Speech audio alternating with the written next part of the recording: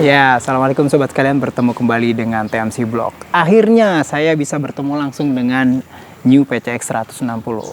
Waktu perilisannya itu bersamaan dengan ketika saya mesti harus mengikuti atau meliput gelaran Asia Road Racing Championship final di Buriram. Jadi pada saat itu nggak bisa ikut, walaupun undangannya sempat masuk karena nggak bisa bentrok ya. Udah akhirnya milih di Buriram waktu itu. Namun akhirnya dapat juga nih satu unit yang bisa kita review sekarang. Ya, pengen tahu sih sebenarnya secara detail nih apa yang dihadirkan di New PCX 160 yang baru. Karena denger-dengar katanya cukup banyak ya beberapa perubahan-perubahan yang cukup signifikan. Kita akan coba simak satu persatu. Dan saat ini pun PCX 160 ini di beberapa dealer-dealer tuh sudah mulai tersedia teman-teman sekalian. Nah, nggak apa deh, agak telat dikit nggak apa-apa teman. Langsung aja kita cek yuk PCX 160-nya. Nah, jadi ini teman-teman sekalian, PCX 160. Oh, sorry goyang dikit ya. Secara umum kita udah lihat dulu ya desainnya waktu keluar PCX 125 di Eropa, karena detailnya itu memang dari sono mirip beberapa hal. Dan unit yang datang ke saya untuk di review ini adalah unit paling tinggi levelnya, yaitu yang tipe Rodsync, teman-teman sekalian, ABS Rodsync. Nah, Rodsync ini sendiri adalah sistem antar muka yang bisa menghubungkan antara sepeda motor ya dengan ponsel teman-teman sekalian, atau gawai atau gadget teman-teman sekalian. Dan nama Rodsync memang secara umum sudah dimiliki oleh Honda sudah sebenarnya udah lama ya. Waktu itu biasanya hadir di beberapa varian-varian Moge, cuman kali ini masuk ke PCX. Nah, secara umum platform dari PCX 160 yang baru itu masih sama sih ya, detailnya tuh masih sama teman-teman sekalian ya. PCX 160 ya masih begini teman-teman sekalian ya. Detailnya dari depan ke belakang itu bahkan dari PCX yang pertama kali keluar yang masuk Indonesia, PCX 125 yang masih diimpor ya waktu itu, ya nggak jauh berbeda ya. Beginilah bentuknya dari PCX ya. Platformnya tidak berubah, cuman memang detail-detailnya semakin bagus. Waktu itu sempat masuk idling stop waktu awal, dan idling stop sekarang sudah dipakai di motor-motor lain dari Honda, dan sekarang hadir sesuatu yang baru sebagai fitur flagshipnya di PCX, yaitu Rodsync. Nah, kita coba detail dari depan dulu ya teman-teman sekalian. Mungkin udah pernah lihat waktu launching. Jadi awal itu platform desainnya masih sama ya. Kalau saya sih ngelihatnya sepertinya untuk daerah mika dari windscreen atau windshieldnya itu sekarang jauh lebih smooth gitu ya. Detailnya tempel gitu, dan di bawahnya ada udara. Dan biasanya memang kayak begini jenis dari windscreen dari produk-produknya Honda. Jadi dia tuh kayak ditambahin lubang agar udara bisa masuk dan bisa bikin di belakang windshield itu tetap terkena udara. Dan yang juga cukup berbeda ya adalah detail dari headlampnya sekarang. Nah, kalau di PCX generasi sebelumnya itu kan lampunya itu menyatu ya. Kalau di sini sebenarnya menyatu, cuman klasternya tuh terbagi kanan dan kiri. Jadi ya secara umum jadi mirip ke arah ke Vario series dan segala macam, jadi kiri dan kanan. Sementara kalau yang sebelumnya kan menyatu bener dengan lampu jauh itu ada di tengah kalau yang dulu ya, terus lampu dekatnya ada di kanan kiri. Nah, sekarang di setiap klaster ada lampu jauh, ada lampu dekat. Teman-teman sekalian bisa lihat ya, kemiringan dari reflektornya beda-beda, dan inilah yang menunjukkan bahwa yang mana yang lampu jauh, yang mana yang lampu dekat gitu ya. Nah, ini kita cobain dulu nyalain nih. Nah, ini dia teman-teman sekalian, mode standarnya sendiri yang nyala itu tengah, artinya ini adalah lampu dekatnya. Jadi lampu dekatnya itu dua klaster, di dua klasternya itu berada di daerah dalam, sementara yang bagian luar adalah lampu jauh. Dan yang menarik dari lampu ini juga adalah selain detailnya juga baru, itu posisi DRL-nya juga berbeda teman-teman sekalian, dengan penempatan lampu sen ini di sini. Nah, sementara kalau misalkan kalau sennya tidak dinyalain, dia tetap nyala ya. Sementara kalau kita nyalain, nah dia berubah dari putih lalu jadi kuning gini ya. Kuning lampu sen biasa gitu loh teman-teman sekalian. Nah, balik lagi dia itu juga tetap ada yang namanya lampu hazard. Nah, untuk lampu sennya. Dan ini dinyalakan dan bisa nyalain dua-duanya. Untuk bagian depannya ini sudah LED nih teman-teman sekalian. Untuk lampu sennya Ya, ini DRL-nya bentuknya V ya, seperti itu. Dan yang menarik adalah nih ya. Kalau ini kan lampu dalamnya.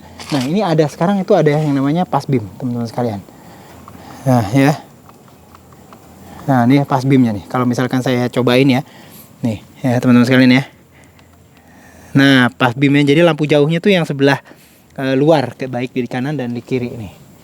Ya, teman-teman sekalian bisa lihat. Nah, ya baik di kanan dan di kiri dia ada di sisi sebelah luar untuk lampu. Dan disinilah letak perbedaan pertama. Jadi update-nya sekarang sudah ada pas beam gitu ya, teman-teman sekalian ya. Untuk body port yang lainnya sih oke masih. Sementara ya kalau kita lihat lampunya lagi untuk bagian belakang nih teman-teman sekalian. Wih, beda sekarang ya. Sebentuknya sudah huruf V begitu ya. Sementara kita akan coba lihat kalau remnya dinyalain ya, teman-teman sekalian ya. Nah, misalkan remnya dinyalain nih. Nah, remnya itu bagian yang atas teman-teman sekalian. Nah, sementara lampu sennya sekarang pindahnya lebih ke arah bawah. PCX tuh pernah kayak bikin huruf X dan segala macam, dia sekarang lebih ke huruf V, sama seperti kayak DRL depan. Nah, namun ke daerah bawah ini ya, kalau zaman-zaman dulu mungkin masih ada menggantung, sekarang balik lagi untuk spakbor belakangnya itu unibody gitu ya. Terus habis itu untuk penerang dari lampu dari plat nomor itu langsung dari sini teman-teman sekalian. Nih, jadi di bawah sini dibuat kayak lampu baru lagi ya, terus menerangi bagian bawah. Jadi nggak ada lampu yang nempel, platform lampu yang menempel di spakbornya. Ya, jadi kayak gitu tuh. Untuk lampu-lampu jelas ya, depan dan belakang. Nah, untuk penyalaannya sendiri teman-teman sekalian bisa lihat ya di sini, lampu jauh, lampu deket ya, dan segala macam nih. Wah, ini ntar beda banget nih teman-teman sekalian. Saya coba cematin dulu ya. Ini untuk di handlebar itu ada panel apa aja, ada idling stop ya, lampu hazard, ini starternya udah ACG, jadi senyap sama seperti ini dulu. Nah, yang juga menarik ya, selain dim ya, di sebelah kanan ya, di sebelah kanan selain dimnya itu ada juga beberapa panel-panel yang menurut saya desainnya baru banget nih. Nah, gitu jadi teman-teman sekalian. Nah, balik lagi ke depan, kalau kita lihat dari lampu dimnya ya, lampu dimnya itu sebenarnya posisi defaultnya itu ada di tengah teman-teman sekalian. Jadi kalau mau mantengin lampu jauh ini mesti dicongkel ke depan nih ya. Kayak misalkan ini saya butuh mau lampu jauhnya. Tadi kita udah nyoba kan lampu dim ya. Lampu dim kan ditarik gini, ditarik ke dalam ya. Tapi kalau untuk lampu jauh, kalau mau manteng dikedepanin. Nah, kayak gitu. Nah, ini platformnya atau defaultnya untuk lampu jauhnya nyala terus. Nah, kayak gitu teman-teman sekalian. Ini menarik nih. Nah, kalau untuk lampu dim gitu. Kayak gitu. Nah, defaultnya ada di tengah, lampu normal. Nah, untuk yang sebelah sini nih juga cukup aneh nih ya. Menurut saya ini benar-benar baru. Ini ada nih, kalau kayak gini ada simbol dari traction control ya. Ini bisa ini kalau misalkan ini ya, teman-teman sekalian bisa lihat di sini ada simbol T di dashboard. Nanti dashboardnya sendiri kita akan coba review. Kalau ini tekan lama, nah itu artinya ada huruf T dicoret, artinya traction controlnya di offin. Balikin lagi, pencet lama, lalu hilang. Nah, jadi balik lagi, kalau pencet lama hilang, berarti traction control off gitu ya teman-teman sekalian. Kalau misalkan kita pencet lagi lama, balik lagi, traction controlnya on. Dan ini ada joystick 4 arah ya, geser, lalu ada ke tengah juga, 5 sih pada dasarnya ya, tengah, kiri, dan kanan. Nah, lalu ini klaksonnya nih agak beda nih dari klakson Honda sebelumnya. Nah, ini lebih dilesep ke dalam kalau jadi ini malah lebih hampir selevel dengan panel meternya ya, dengan konsolnya, dengan panel. Jadi kalau biasanya klakson tuh mirip kayak begini gede gitu ya, tapi kalau sekarang klaksonnya kecil banget. Nah, kayak gitu teman-teman. Sementara ini lampu sen pilih ya, seperti biasa. Dan yang juga cukup baru di sini adalah yang pasti ini teman-teman sekalian ya, dari cover handlebarnya. Kalau PCX dan di generasi pertama sampai generasi sebelum yang ini itu dia itu menggunakan bar gitu ya, terus seperti di chrome. Sampai misalkan bar endnya juga dikasih detail chrome ya, aluminiumnya. Nah sekarang kita akan lihat ini semuanya di cover ya. Covernya macam-macam. Di sini ada warna asli plastik, terus di sini ada diwarnain agak-agak seperti hijau-hijau kayak gitu teman-teman sekalian. Pokoknya beda banget. Dan kalau saya sih ngeliatnya kayak yang ini tuh handlebarnya kayak agak sedikit nekuk ya, tapi nggak tahu deh. Saya agak lupa kalau PCX yang lama. Cuman ini jauh lebih sporty, agak sedikit mungkin ada beberapa derajat yang nekuk agak ke dalam. Nah, balik lagi. Tapi secara platform sih sama gitu ya teman-teman sekalian. Nah, setelah itu kita mau ngomongin apa nih? Dan juga untuk yang versi RoadSync ini sesuatu yang baru teman-teman sekalian. Ya dashboardnya TFT LCD dan ini keren banget. Asli, baru PCX ini baru yang tipe ini. Kalau persis dinyalain langsung keluar Hondanya, lalu kayak bentuknya kayak gini teman-teman sekalian. Yoi, dan ini tuh adaptif. Kalau malam dia bisa berubah sendiri menjadi hitam gitu ya. Terus habis itu tampilannya bisa diubah. Caranya gimana? Wah, caranya adalah menggunakan joystick. Terus ini tuh digerak-gerakin kayak gitulah. Pokoknya dasarnya teman-teman. Kayak misalkan kayak gini nih. Nih ya, ini banyak banget nih. Ada tachometer ya. Kalau kita bisa lihat di sini ada tachometer. Terus habis itu ada speedometer, ada trip. Ada selain trip, ada trip A, trip B. Ada fuel panel meter, indikator. Terus ini adalah sesuatu yang bisa diganti-ganti di sini. Ini kayak gini bisa diganti. Kalau kita ganti ya. Nah, ini trip A-nya berapa? Di bawah ini ada pengukur konsumsi bahan bakar yang yang real time kayak gitu, dan ini kan ada turun ke bawah ya. Nah, ini kita bisa turunin ke bawah gini ya. Untuk panelnya gitu ya. Nih misalkan kayak gini. Ya, saya coba turunin. Nah, itu turun ke bawah sekarang ya. Trip A, average konsumsi bahan bakar, average speed, macam-macam teman-teman sekalian. Speednya sekarang ada sekarang, teman-teman sekalian ya. Kita balikin, kalau kita balikin tuh arahnya ke sini gitu. Dan nih 0 sampai kilometernya apa ya?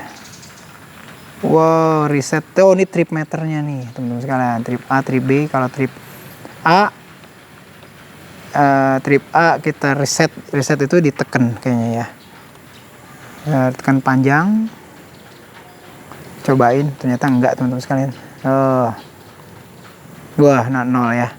Terus abis itu, nah ini ada setting juga. Nah, setting ini macam-macam nih kalau nggak salah nih. Ya, misalkan kayak gini, wah, reset otomatis trip A. Wah, kita kesanain, reset. Terus habis itu kita balikin lagi tampilannya. Tipe tampilannya ada berapa biji? Ada 3 biji. Ada batang, lingkaran, dan simple. Nih batang tuh kayak gini teman-teman sekalian ya. Bentuknya kayak yang tadi awal. Lalu kalau lingkaran bentuknya kayak gini. Coba kita lihat kalau lingkaran bentuknya apa. Nih ya, kita lingkaran kita balikin lagi aja ke belakang. Nah bener nih, tipenya langsung berubah teman-teman sekalian. Jadi model lingkaran. Wow. Dan kalau misalkan lingkarannya ada sampingnya pun lingkarannya jadi kecil. Kalau dikebelakangin, lingkarannya aja ada 2. Setengah lingkaran sama lingkaran sama 3/4 lingkaran. Wow. Balik lagi kalau kita coba untuk ini lagi. Tipe tampilan yang kedua simple, modelnya simple kayak gini. Coba kita lihat kalau simple kayak apa. Nah, ini kayak gini simple. Oh, sorry. Enggak. Wow. Tuh, simple teman-teman sekalian. Jadi kecil. Ini pun bergerak sendiri. Jadi nolnya pindah ke sini sedikit.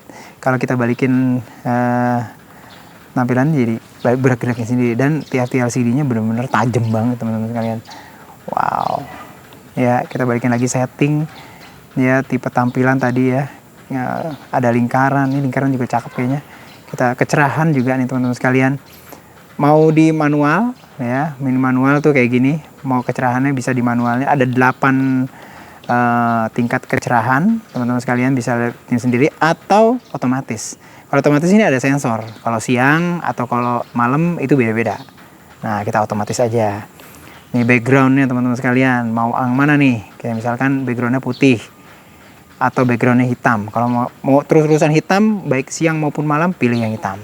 Coba kita lihat. Nah, jadi backgroundnya hitam kayak gini. Ya. Nah, oke. Nah, tuh berubah. Mantep kan? Redline-nya ada di 9.500. Ya, 9.500 RPM redline-nya teman-teman sekalian. Wow, banyak banget ya ternyata ya. Ada kecerah apa sih latar belakang tadi ya, informasi favoritnya mau ditaruh di mana, kanan apa kiri. Wow. Oh, Ini taruhnya di kanan kan, tadi berubah. Wah, ini mah cakep banget sih, asli.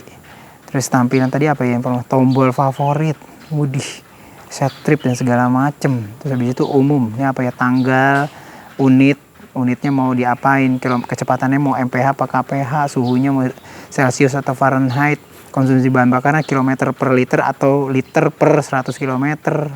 Tuh, macam-macam teman-teman sekalian. Unit apa namanya, satuan ya, bahasanya mau pakai apa, bahasa Indonesia, bahasa Belanda, bahasa Inggris.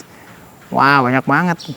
Nah, sampai kembalikan riset pemasangan Bluetooth. Woi, riset ya atau tidak. Oh, jadi ini ada pemasangan Bluetooth untuk ini teman-teman sekalian, buat road-sync-nya, dan road-sync-nya itu juga cukup menarik di sini.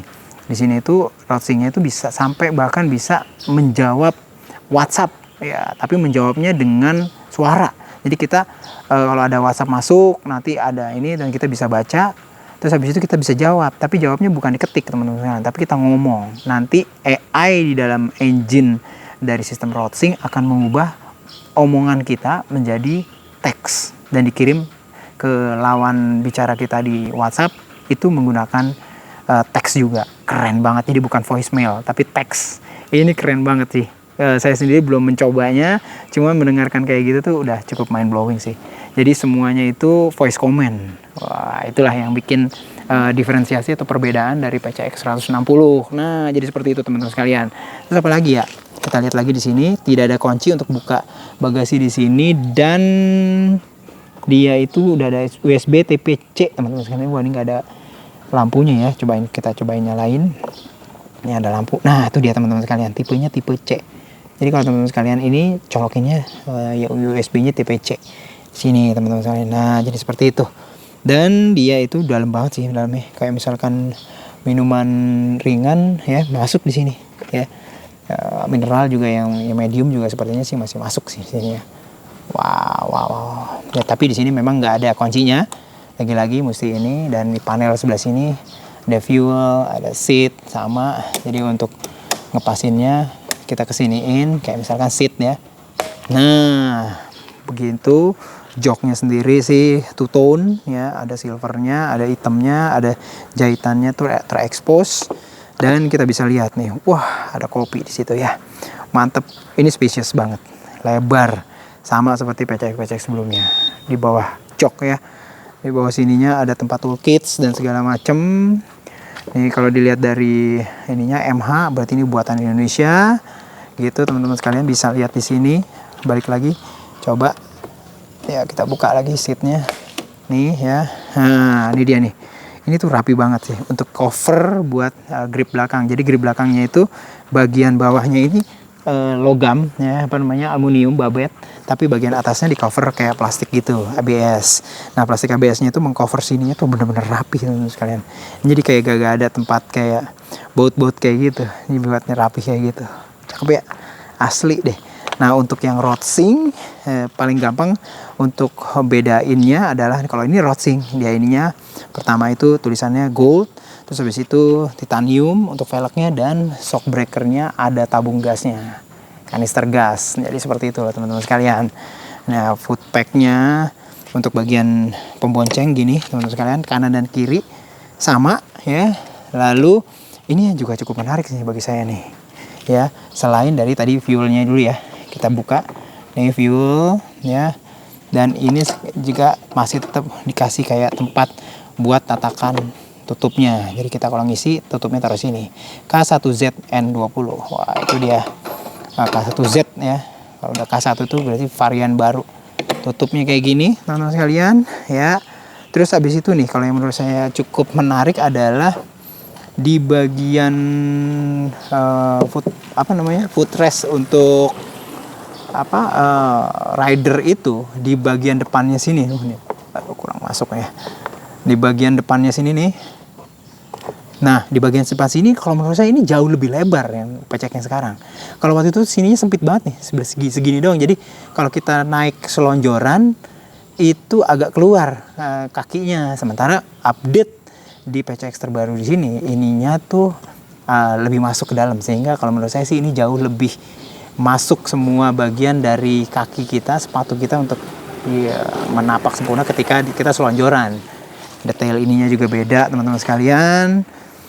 Terus apa lagi? Engine. Nah kalau engine sih ya inilah ESP Plus 160 cc, 156, berapa gitu ya. Nah masih sama seperti yang dulu, 4 valve ya. Namun secara elektroniknya memang secara umum beda karena memang ada banyak banget keterbaruan yang hadir ya. Grid speed sensornya baik di depan ada dan juga di belakang. Kita cek deh di cakram belakang ada grid speed sensor nggak ya? Wah nggak ada nih teman-teman sekalian, nggak kelihatan ada grid speed sensor di bagian belakangnya nih. Oke, nggak kelihatan ya. Nah selain kayak gitu untuk mufflernya kelihatan masih sama ya. Kita cek nih lurus apa kagak nih ya. Kalau menurut saya sih untuk tipe review ini itu cukup lurus ya. Saya dengar di beberapa versi yang dijual ke konsumen pun sudah cukup lurus ya. Saya dengar terakhir Ridwan Hanif beli tipe yang Rodsing juga lurus. Oke, mantep deh kayak gitu. Dan sekarang udah ada QC-nya katanya untuk khusus daerah ginian. Nah, jadi seperti ini teman-teman sekalian. Ya, secara umum ini versi termahal ya. Versi termahal dari PCX Rodsing yang 40 jutaan, 40 koma ya untuk dijual di Jakarta teman-teman sekalian. Yes. Handlebarnya kayak gini, terus habis itu untuk tuas rem kanan dan kiri juga masih sama gitu teman-teman. Jadi memang keterbaruannya tuh lebih ke tampilan-tampilan di beberapa elektroniknya yang baru. Nah, gitu teman-teman sekalian nih. Untuk versi termahal ya, versi paling premium dari PCX 160 tipe Rodsing. Nanti kapan-kapan kita akan cobain juga sih Rodsingnya di jalanan. Nah, untuk sementara itu dulu yang bisa saya sampaikan. Semoga bisa bermanfaat. Sampai berjumpa di review selanjutnya. Assalamualaikum warahmatullahi wabarakatuh.